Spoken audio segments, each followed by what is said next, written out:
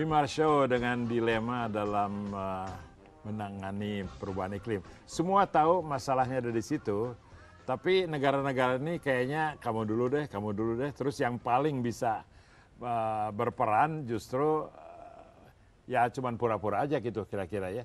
Tapi kan ada negara-negara yang bersemangat seperti Indonesia, itu ngumpul nggak sebagai satu blok militan gitu di konferensi di COP gitu? Sebagai blok militan tidak, posisi Indonesia kan menjembatani, ada di tengah, jadi tidak terlalu kiri, tidak terlalu kanan gitu. Tapi saya melihat harapan Indonesia harusnya bisa di depan, jadi tidak kiri kanan tapi di depan dong. Apa negara yang bisa lebih militan dari Indonesia? Kepentingannya kelihatannya Indonesia sebetulnya paling besar ya. Indonesia posisinya sangat penting di dalam pengurangan emisi, terutama yang berasal dari sektor land use dan hutan, itu posisinya jelas penting sekali. Karena land use kalau di luar hutan apa sih misalnya? Land use di luar hutan adalah pertanian, perkebunan,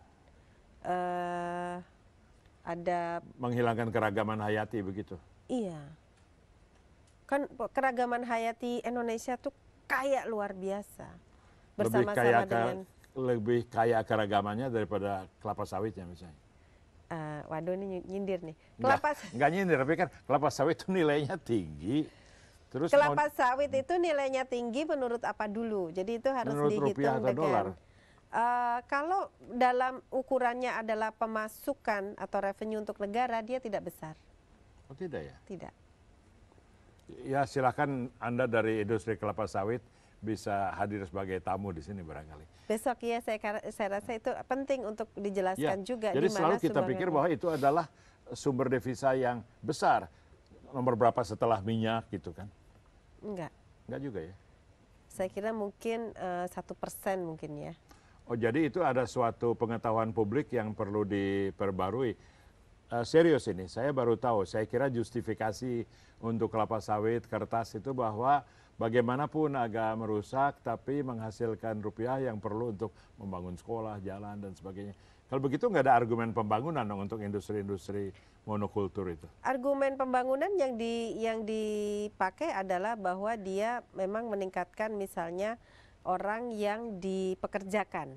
Employee-nya gitu ya? Di-employ. Tapi kan apakah nilai dia sebagai pemilik tanah ketika dia mempunyai hak untuk menanam apa yang ingin dia tanam, bagaimana nilai ekonominya dibanding dengan misalnya kamu harus menanam sawit atau tanaman monokultur lain, itu kan perlu dibandingkan. Kalau saya menanam karet dan punya kebebasan menanam karet dan lain-lain, apakah penghasilan dan yang paling penting tingkat kesejahteraan dan kebahagiaan saya itu akan sama kalau saya menjadi buruh di kelapa sawit misalnya. Jadi pengertian opportunity cost. Saudara-saudara, Ibu Afi itu bisa bicara begitu karena dia yang sangat tahu, paling tahu. Karena Anda tuh ketua kelompok lingkungan dan ekonomi kan? Di kemitraan? Kira-kira. Dan sekarang saya advisor. Oke. Senior advisor. Ya, kita bicara yang kemarin-kemarin. Ya. Berarti Anda tuh bukan aktivis lingkungan yang nggak tahu ongkosnya, pokoknya lingkungan harus dibersihkan. Itu ada trade-off-nya. Ada. Dengan trade-off itu saja, kelapa sawit, kertas, itu tidak visible secara ekonomis. Secara ekonomis dan menghitung dari berapa yang hilang, saya kira perlu dilihat kembali ya nilai ekonomi apakah betul. Batu bara pernah dilihat nggak? Batu bara saya belum melihat, tapi pasti ada studinya.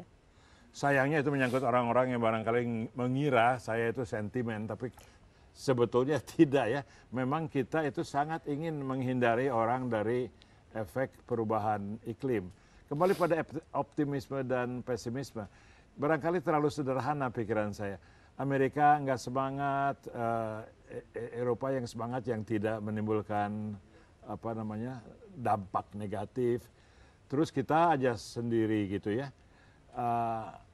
Apa tidak perlu ada pola lain, misalnya give up and move on gitu. Cara lain, nggak tahu cara lainnya apa. Give up is what? Giving up? Tidak mengharapkan konferensi seperti Doha. Action itu selalu harus dilakukan. Apakah dia eh, polisinya ada di internasional, sudah disepakati bagaimanapun, kalau tidak ada aksi pada tingkat lokal, maka tidak terjadi. Jadi yang harus dipastikan bahwa kita tetap berjalan, pengurangan-pengurangan atau terhadap sebab-sebab perubahan iklim tersebut tetap harus diupayakan, ada atau tidak ada international treaty. Yang paling menurut saya mempunyai kepentingan dan paling bisa melakukannya justru para orang-orang lokal, tokoh-tokoh lokal yang kemudian menyumbang kepada internasional. Bicara tokoh lokal, saya tahu Bu Afi tidak senang bicara politik, tapi ujung-ujungnya ini harus diselesaikan oleh orang-orang lokal melalui sistem politik. Ya. Di Amerika pun beda kalau Demokrat dan Republikan pengertiannya. Tapi sebelum saya kasih kuliah singkat, kita break dulu dalam acara Wimar Show.